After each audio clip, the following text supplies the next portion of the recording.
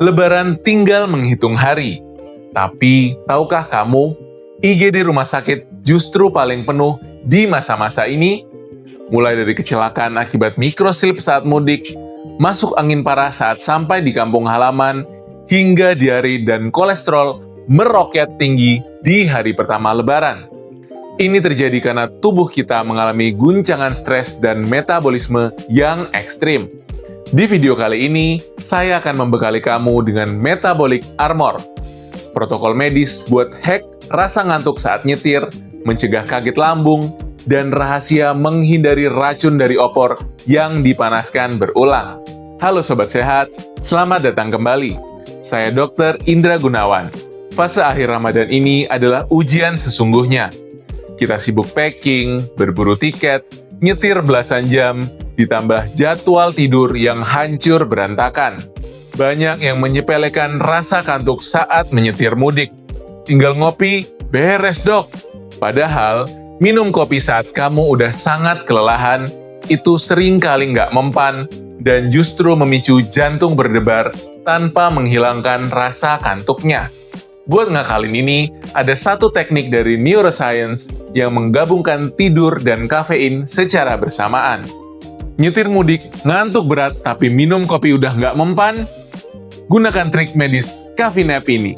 Kalau kamu lelah luar biasa, kafein aja nggak akan cukup. Lakukan ini. Menepilah di rest area. Minum 1 cangkir kopi hitam. Kopi butuh waktu sekitar 20 menit buat diserap lambung dan sampai ke otak. Nah, segera setelah minum kopi, pasang alarm dan tidurlah selama 15-20 menit. Saat kamu tidur singkat, otak kamu akan membuang zat pemicu kantuk. Begitu kamu bangun di menit ke-20, kopinya pas banget sampai ke otak.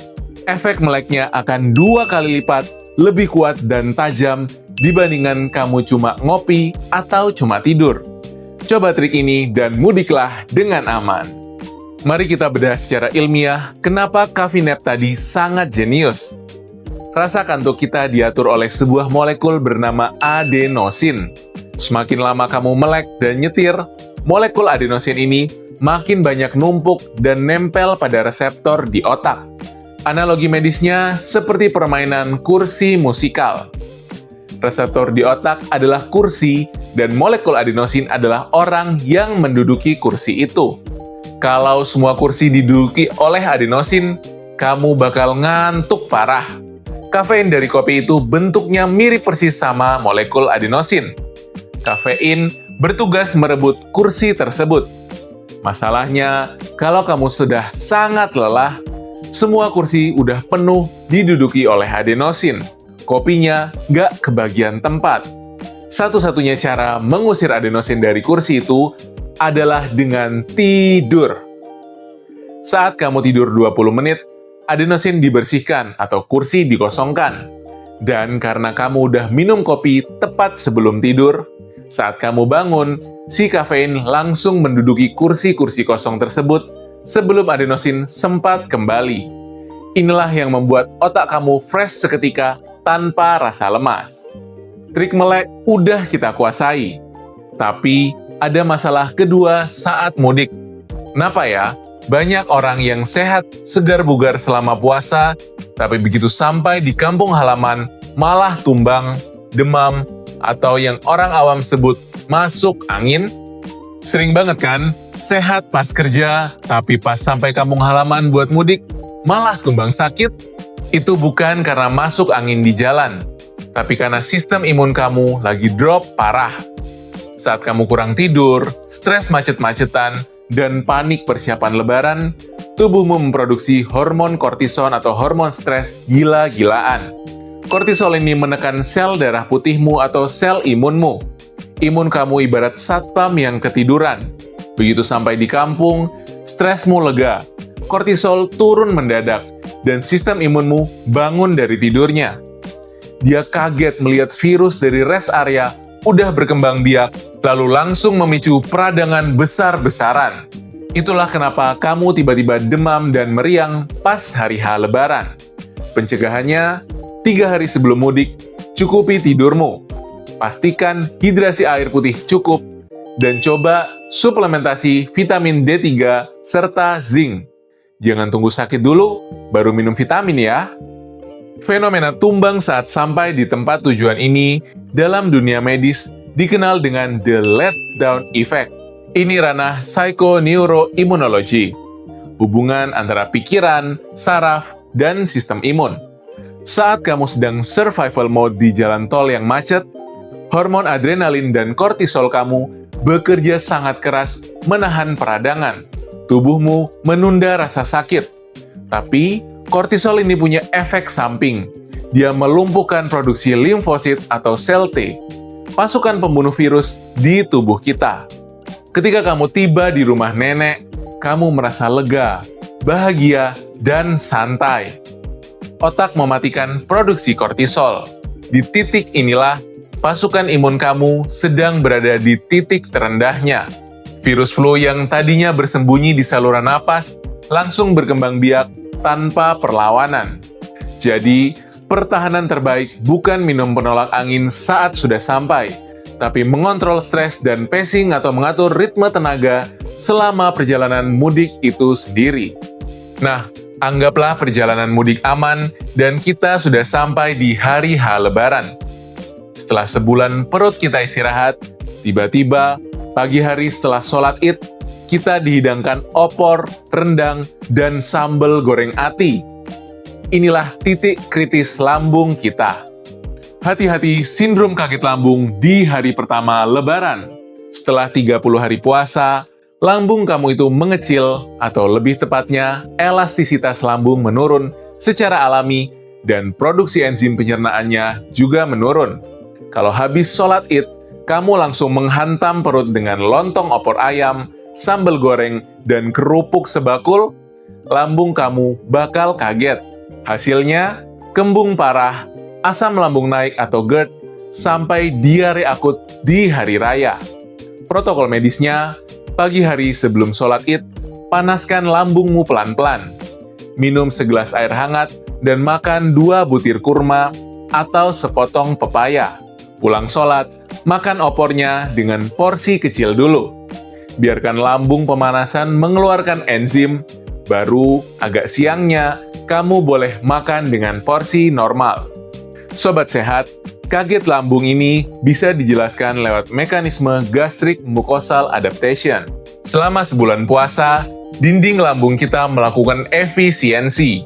Karena nggak ada makanan yang masuk di siang hari, produksi enzim lipase atau enzim pemecah lemak dan asam lambung basal dikurangi. Otot-otot lambung juga mengalami relaksasi berkepanjangan.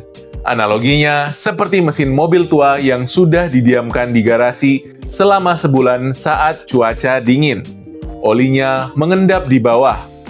Kalau mesin itu baru dinyalakan dan langsung kamu injak gas sampai kecepatan 100 km per jam, mesinnya bisa-bisa jebol. Mobil butuh dipanaskan perlahan. Begitu juga dengan lambung kamu.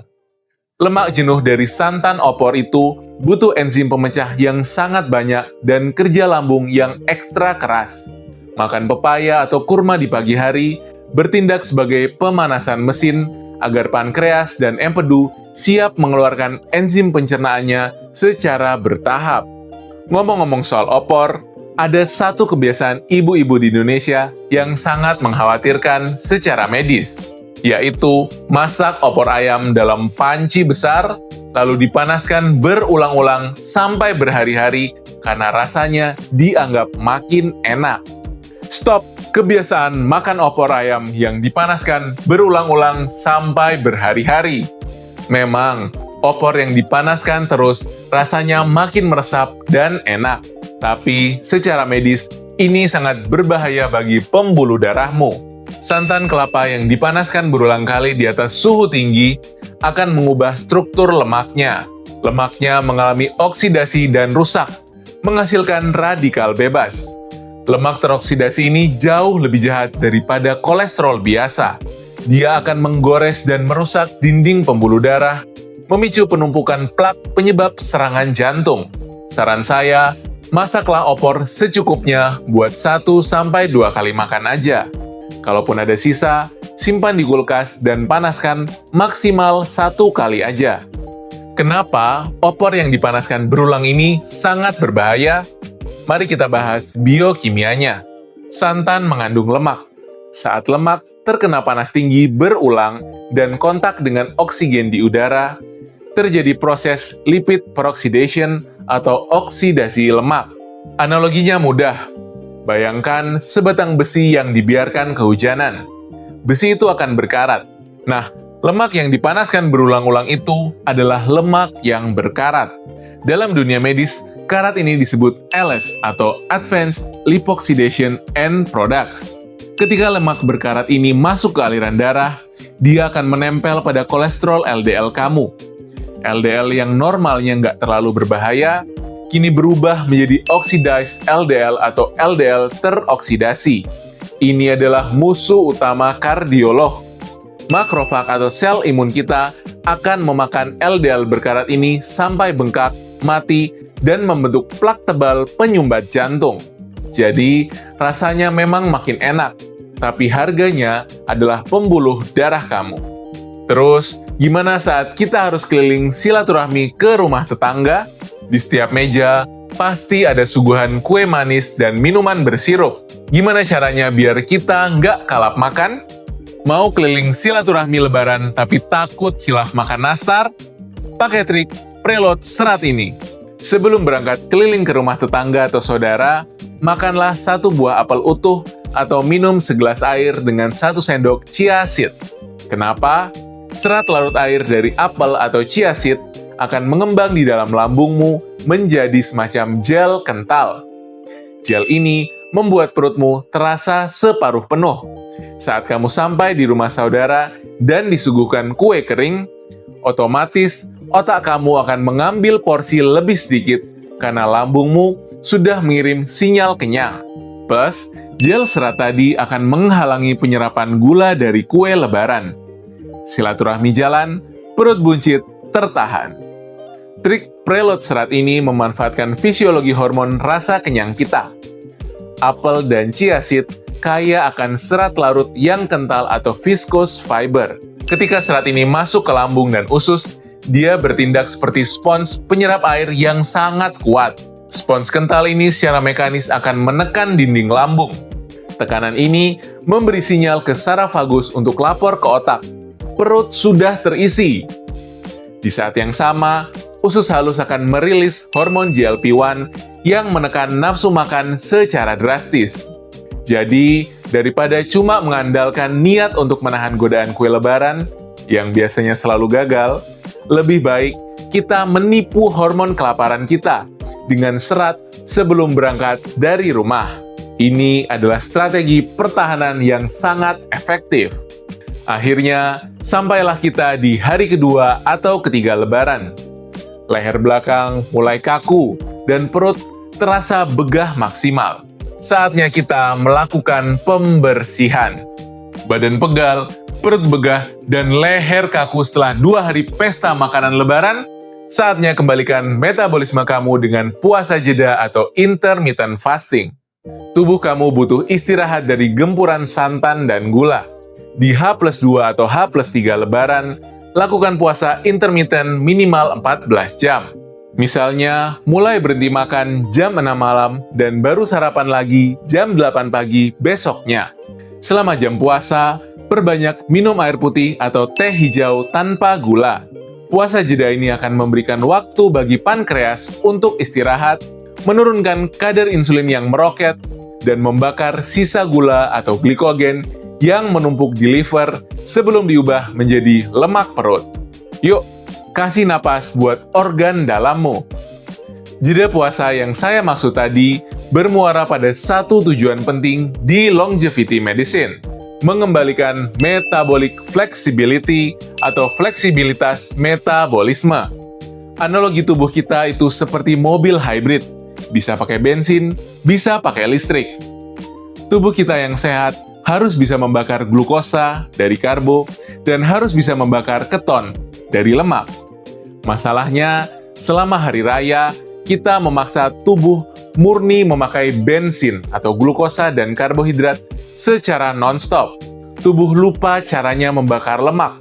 dengan melakukan jeda puasa 14-16 jam, kamu secara paksa mengalihkan mesin tubuhmu untuk kembali menggunakan mode listrik atau membakar tumpukan lemak sisa lebaran. Inilah cara paling alami membuang inflamasi atau peradangan akibat makanan bersantan dan manis selama liburan. Sobat sehat, merayakan kemenangan di hari raya adalah hak kita semua. Tapi, membiarkan tubuh tumbang dan sakit pasca lebaran adalah sebuah kerugian besar. Ingat metabolic armor kita minggu ini. Gunakan coffee nap saat mudik. Sadari letdown effect pada imun.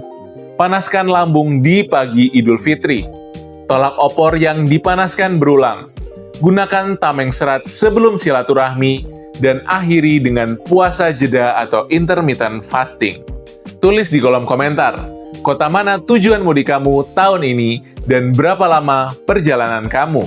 Yuk, kita saling mendoakan keselamatan di jalan. Kalau protokol medis ini bermanfaat, tolong klik like, subscribe, dan bagikan video ini ke grup keluarga yang akan berangkat mudik. Saya Dr. Indra Gunawan, selamat bersiap menuju hari kemenangan, dan sampai jumpa.